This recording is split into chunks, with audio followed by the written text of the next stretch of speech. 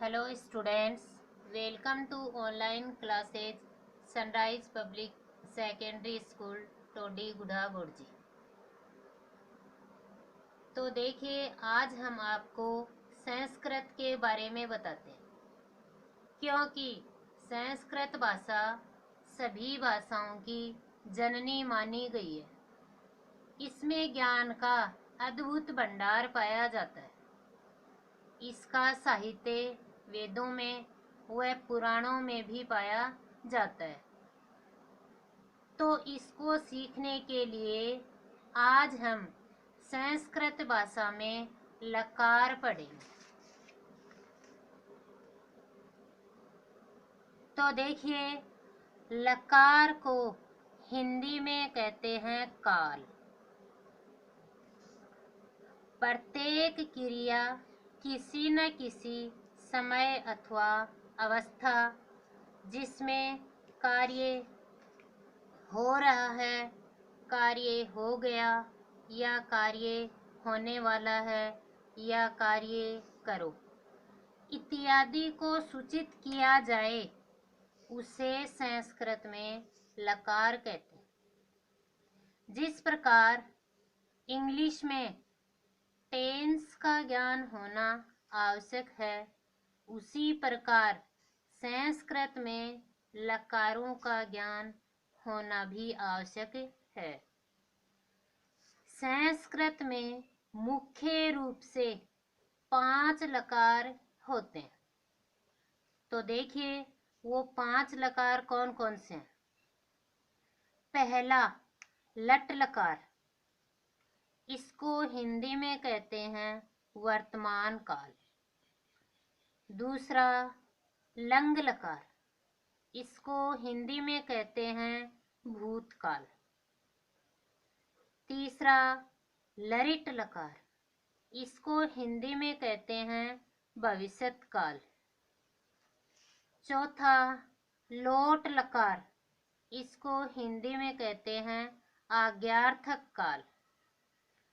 पांचवा विधिलिंग लकार, इसको हिंदी में कहते हैं प्रेरणार्थक काल। अब देखिए, हिंदी वाक्यों का संस्कृत अनुवाद करते समय कर्ता और क्रिया पर ध्यान देना चाहिए। कर्ता प्रथम पुरुष, मध्यम पुरुष तथा उत्तम पुरुष में से किसी का भी हो सकता है। प्रत्येक पुरुष में 3 वचन होते हैं, एक वचन, द्विवचन तथा बहुवचन।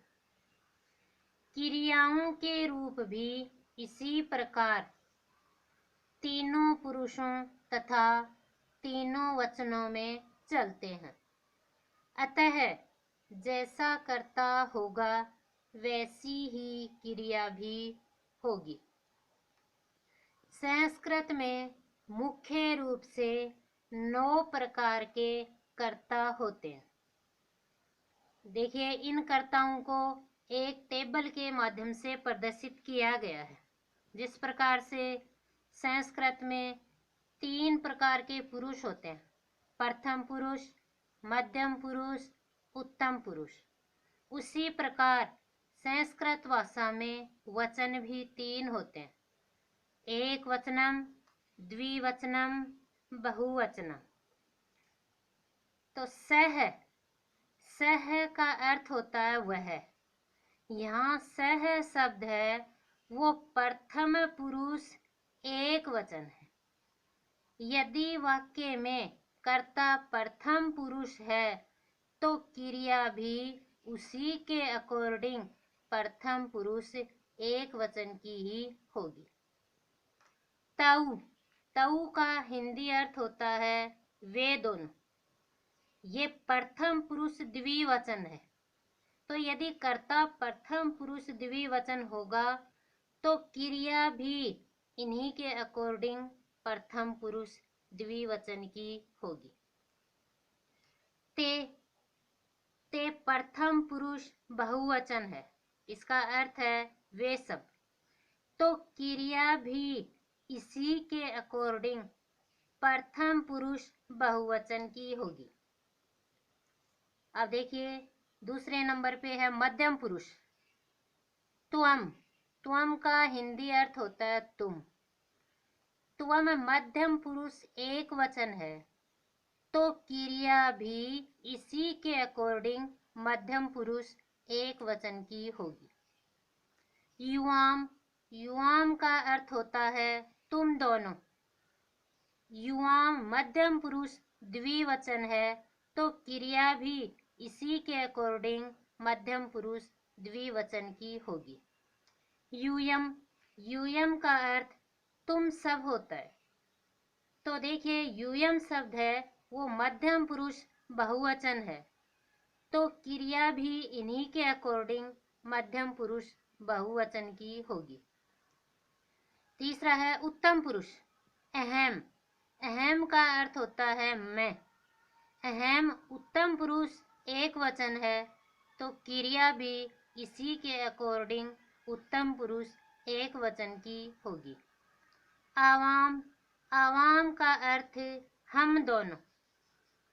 आवाम शब्द उत्तम पुरुष द्विवचन है, तो क्रिया भी इन्हीं के अकॉर्डिंग उत्तम पुरुष द्विवचन की होगी। वयम, वयम का अर्थ हम सब। वयम शब्द उत्तम पुरुष बहुवचन है, तो क्रिया भी इन्हीं के अकॉर्डिंग उत्तम पुरुष बहुवचन की होगी। शेष सभी संज्ञा, सर्वनाम आदि शब्द प्रथम पुरुष में ही आते हैं तथा उनके साथ प्रथम पुरुष की क्रिया का ही प्रयोग होगा। आप देखिए लकारों में पहला लेते हैं लट लकार। हिंदी में इसको कहते हैं वर्तमान काल। लट लकार का प्रयोग वर्तमान काल की क्रियाओं के साथ होता है। जो कार्य वर्तमान समय में हो रहा है, जैसे पढ़ता है, खेलता है इत्यादि क्रियाओं में लट लकार की क्रिया कर्ता के अनुसार लगानी चाहिए। जैसे पठ धातु, पठ का अर्थ होता है पढ़ना। पढ़ना एक क्रिया शब्द है। धातुओं को हिंदी में क्रियाएं कहते हैं, तो देखिए पठ धातु लट लकार के रूप। उसी प्रकार से प्रथम पुरुष, मध्यम पुरुष, उत्तम पुरुष, वचन एक वचनम, द्विवचनम, बहुवचनम, तो पठ धातु के रूप होते हैं। प्रथम पुरुष पठती, पठतः, पठन्ति। मध्यम पुरुष में होते हैं पठसी, पठतः, पठत। उत्तम पुरुष में होते हैं पठामी, पठावह, पठामह। तो आप देखिए लट लकार से संबंधित कुछ वाक्य, हिंदी वाक्यों का संस्कृत में अनुवाद। यथा, यथा का अर्थ होता है जैसे। वह पढ़ता है, यहाँ वह शब्द का संस्कृत अर्थ होता है सह। सह प्रथम पुरुष एक वचन होता है, तो इसी कर्ता के अकॉर्डिंग क्रिया भी प्रथम पुरुष एक वचन की ही होगी। जैसे यहाँ पर देखिए प्रथम पुरुष एक वचन की क्रिया है पठती, तो यहाँ पर आ गया पठती, स है पठती। दूसरा सेंटेंस है मैं लिखता हूँ, तो यहाँ पर कर्ता शब्द है मैं। मैं उत्तम पुरुष एक वचन, तो मैं का संस्कृत अर्थ होता है अहम, तो क्रिया भी उत्तम पुरुष एक वचन की ही होगी। जैसे देखिए उत्तम पुरुष एक वचन की क्रिया पठ धातु में होती है पठामी, तो लिख धातु की होगी लिखामी। तीसरा सेंटेंस है तुम क्या करते हो। तुम यहाँ पर मध्यम पुरुष का एक वचन है, तो तुम शब्द का संस्कृत अर्थ होता है त्वम। अब क्या को संस्कृत में कहते हैं किम। अब धातु उसी प्रकार मध्यम पुरुष एक वचन की होगी, जैसे पठ धातु में पठसी, तो करते हो इसका होगा करोसी, त्वम किम करोषि। मोहन पत्र लिखता है। मोहन नाम हमेशा प्रथम पुरुष एक वचन में ही होता है। तो देखिए यहाँ पर मोहन शब्द है वो प्रथम पुरुष एक वचन है, तो मोहन है।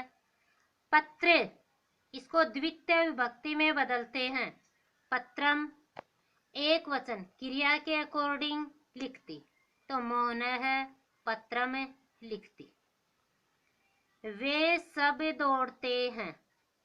वे सब प्रथम पुरुष बहुवचन है, इसका संस्कृत अर्थ होता है ते।